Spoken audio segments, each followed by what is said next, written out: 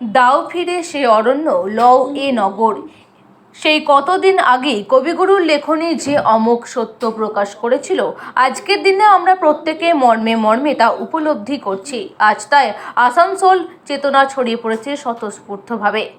আমাদের কাটোয়াকেও সেই অরণ্যের জয়গানে মুখরিত করার প্রয়াসে আজ আমরা শুধু আজই নয়, এই কর্মোদ্যোগে আমরা সুযোগ পেলেই সামিল হব। এটাই আমাদের আজকের দিনের শপথ, যাতে এই পৃথিবীকে শিশুর বাসযোগ্য করে তুলতে পারি। এই হোক আমাদের পণ, প্রতিদিনই করব বৃক্ষরোপণ। 5ই জুন বিশ্ব পরিবেশ দিবস। আজকের এই দিনটি পরিবেশ উৎসব হিসেবে উদযাপন করা হলো। আয়োজক ইউটিরিয়া কাটোয়া, সংযোগী সংগঠনগুলি অজয় সাহিত্য পত্রিকা, ভারতীয় রেডক্রস সোসাইটি কাটোয়া শাখা, দায়ার blood donor association, Sudpur school scouts and guides, rainbow সহ অন্যান্য সংস্থা। পদযাত্রা, অঙ্কন, গাছ বিতরণ, বৃক্ষরোপণ, পরিবেশ বিষয়ক আলোচনা, ছাদ বাগান ও তার পরিচর্যা, সাংস্কৃতিক অনুষ্ঠান ও পুরস্কার বিতরণ অনুষ্ঠিত হলো।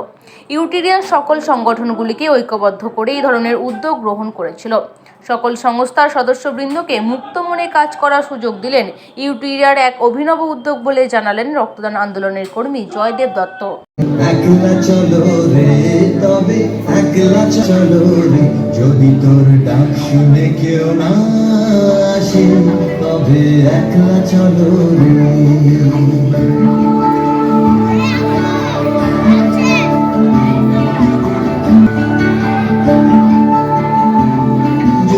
আজকে 5ই জুন, আজ থেকে 50 বছর আগেও পরিবেশ নিয়ে এত মাতামাতি বা হইচই ছিল না।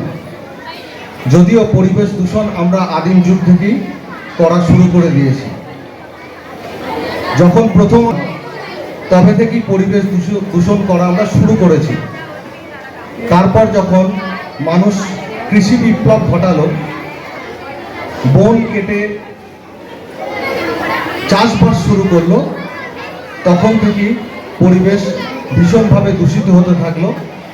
এর পরবর্তীকালে আজ থেকে 150-200 বছর আগে যখন এই পরিবেশ আসলে কি, সেই বাতাস, যে জল খাই মতো বাঁচিয়ে না রাখতে পারি, তাহলে আমরা নিজেদেরকে ধ্বংসের পথে নিয়ে যাব। বিশ্ব পরিবেশ দিবস 72 সালে সুইডেনের স্টকহোমে একটা সংস্থা গঠিত হয় ইউনাইটেড নেশনস দ্বারা। একটা সংস্থা গঠিত হলো, যে সংস্থার নাম হচ্ছে UNEP, united nations environment programme. সেই সংস্থা তার পরের বছর অর্থাৎ 1973 সাল থেকে প্রতি বছর জেনিভা শহরে, সেই জেনিভা শহরে পরবর্তীকালে বিভিন্ন শহরে, বাংলাদেশেও বহুবার এর সম্মেলন হয়েছে। এবছরের যে বিশ্ব রেজিলিয়েন্স, ল্যান্ড রেস্টোরেশন, মানে হচ্ছে যে আমাদের যে মাটি, যে ভূমি, তার পুনরুদ্ধার। ভূমিকে নিয়ে আমরা অনেক রকম পরীক্ষা নিরীক্ষা চালিয়েছি এবং অনেক ক্ষতি সাধন করেছি, বিশেষত নগরায়ন, শিল্পায়ন। তার ফলে পরিবেশের প্রচুর প্রভূত ক্ষতি সাধন হচ্ছে।